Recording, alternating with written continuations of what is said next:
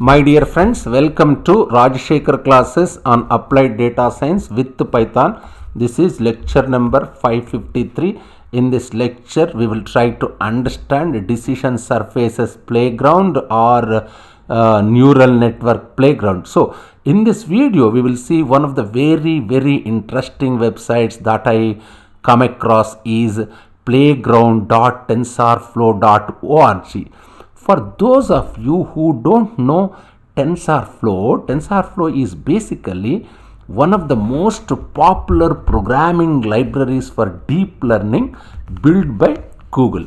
We will learn how to code up deep neural networks or multi-layer perceptrons in one of the next in one of the next lectures, but I want to discuss some more concept before we go into programming so that programming becomes much more fun. So since we are not doing programming in this lecture, but still I want to explain something that you can play with to see how neural networks are trained without writing code. This is very simple neural network, very simple website. I really love this. Let me explain you how this works. For first step, you can pick any data set that you want. Just see, if you go through this one, here you have different types of data sets. Just see, in this particular website, if you go to this place, I have data, isn't it? In this, you can pick any data set that you want. So here I have simple data set which is blue points and orange points. These two concentric circles. Just see, this is the data set. Here I have blue points. Again I have orange points, isn't it? These are two concentric circle data points. Here I have data. Here I have data set. Here all my just see another data set. Here what it says, I have data set. Here all my orange points. Here all my blue points. Here just see, here I have orange points. This is another data set. Just see, this is one, and here I have all, I can say, blue points. This is another data set, isn't it? This one, yes. So this is well separate. Another data set. Just see, this I am choosing third data set here. This data set, what it says, how it looks like, that's important. So this is very well separated case, isn't it? Blue points and orange points. So blue points belong to one class and orange points belongs to other class. This is the most interesting. This is called just see another data set. This is called twin spiral. You have all of your orange points. If you observe this one, here you have orange points, isn't it? Here you have orange points. Again you have blue points. Isn't spiral of points, isn't it? This is the most interesting one. This is called twin spirals. You have all of your orange points here. You have blue points here. You are given 4 data sets here on which you can train, isn't it? The best part of playground of TensorFlow is you can train a neural network on your browser, isn't it? We don't have to install anything. We don't have to write code. You need not write any code. So given this data set, let's take two concentric let's take a data set related to two concentric circles. Yes, we will try to understand it. Otherwise, let me go to this particular website directly. Just let me show this website. Just see, this is the website. What is this? playground.tensorflow.org. You can see different data sets. This is first type of data set. This is second type of data set. That is third type of data set. This is fourth type of data set. Now let's try to understand this. As we are saying, you are given 4 data sets here on which you can train. The best part of playground of TensorFlow is you can train your neural networks on your browser. We don't have to install anything. We don't have to write codes. So given let me consider this data set. Given this data set, what I have to do? Given this data set, let's take 2 concentric circles data set, isn't it? We have seen this data set in one of the classical machine learning techniques. We saw some of these data sets earlier. So this is the this is data part. If you observe, just see this one is I can say this one is data part. When I here I can say what percentage of total data used. Just see here ratio. What it says, ratio of training to test data, isn't it? This is percentage. Just see it is changing. Just see 10%, 20%, 30%, 40, 50, 60, 70, 80, 90. Just observe this one. What it says, this is rate of training to test data, ratio of training to test data. I want to use for training neural networks. I can introduce more noise to the data. Even there is something like, just see noise component here. Just see noise. I am increasing noise. What happen if I increase noise, if I decrease noise, if I may just I request all of you just explore these options. Just here I have noise option. I can introduce more noise to the data.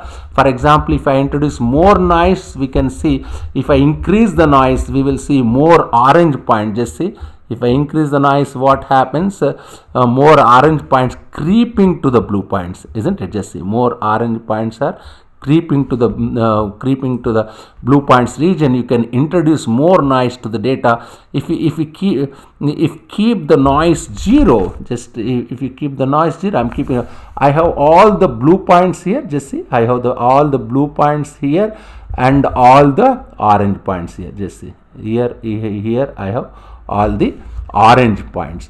But if I keep increasing the noise, just see, if I keep increasing the noise, what's happening? I will get more and more overlap between orange points and blue points. So this is the noise, isn't it? Just try to explore these options. The batch size here. What is this batch size? Just see, this one is batch size. It is saying default size is 10. Anyway, the batch size is here, nothing but your mini batch size. That we discussed in one of your previous lectures. This is mini batch size. Batch size means what? This is mini batch size of your back propagation algorithm. So we saw data. We have seen data. Just see, we saw data. Percentage of training and testing data. Yes, ratio of training and testing data we have seen, and we saw noise. Just see. We saw noise. Just see this one. Batch size also we have seen. Just see, this is batch size. The larger the batch size is, the faster it will train, isn't it?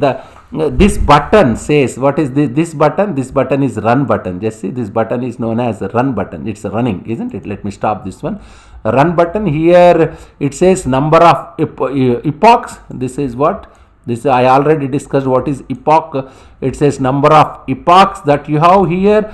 We can change learning rate. Just see here, you can change learning rate with different numbers. You have different options. Just go through this learning.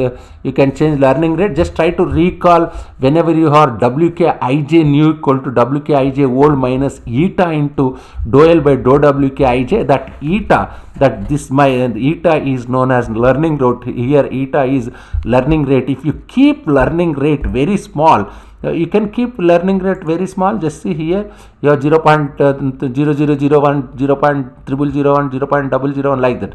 If you keep learning rate very small, it will take you more epochs and more iterations to converge to a solution. If you keep your learning rate very high, you may overshoot, isn't it? We learned lot of details about learning rate. It is neither too small nor too high. The third thing is I have here is activation. Just see activation. By default it is showing tan h. You have tan h sigmoid linear. I have here activations. I have both sigmoid, tan h sigmoid, and linear activation function. What is linear activation? F of w transpose x equal to w transpose x. The fourth thing that you have here is ReLU. It is advanced and beautiful technique, and we will discuss in next few lectures. It is one of the very important activation functions in the whole of the machine learning, especially in deep neural networks. And ReLU is designed to avoid the problem of sigmoid, especially vanishing gradient problem. I can have the regularization. Just see what is the regularization here. You can choose regularization L1, L2. I can have regularization rate, which is nothing but, here it says regularization rate. Rate is nothing but lambda. Remember over loss, L equal to sigma of loss plus lambda into L2 regularization. That lambda is known as regularization rate. Isn't regularization rate is nothing but lambda. Problem that we are trying to solve is classification problem. Just see what is this problem. You have classification as well as regression, isn't it?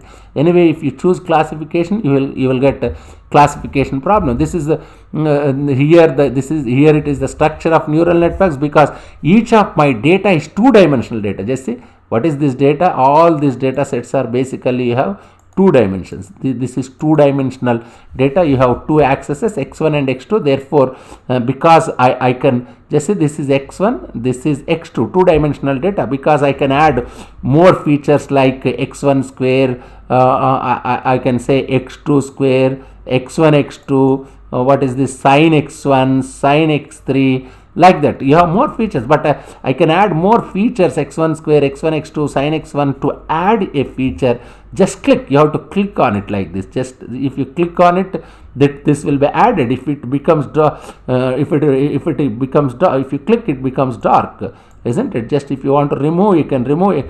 Just what is my x1 x2 are raw data, isn't it? x1 square, x2 square, x1 x2, sin x1, sin x2 are engineered features. This is your input layer, x1 x2 x3. All this one is input layer. This is your first hidden layer, isn't it? You have first hidden layer, second hidden layer. Here just see which, even if you want to add neurons, you can add. If you want to remove neurons, you can remove the neurons, and there are four you can increase here. There are four neurons here. You can increase number of neurons by pressing plus.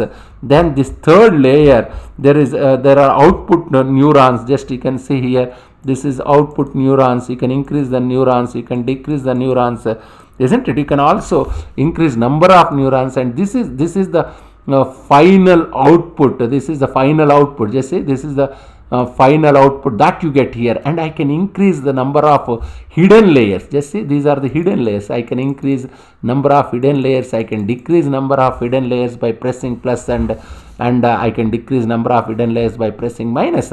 Just I request all of you, just go through this blog and read each and every point in this blog. What is neural network? Can I represent it? Just anyway, just go through this and browse and explore different options. Just experiment with different options, so that in my next lecture I will continue my discussion on decision surface playground. In lecture number 554 also I will continue my discussion on decision surfaces playground. Thank you very much.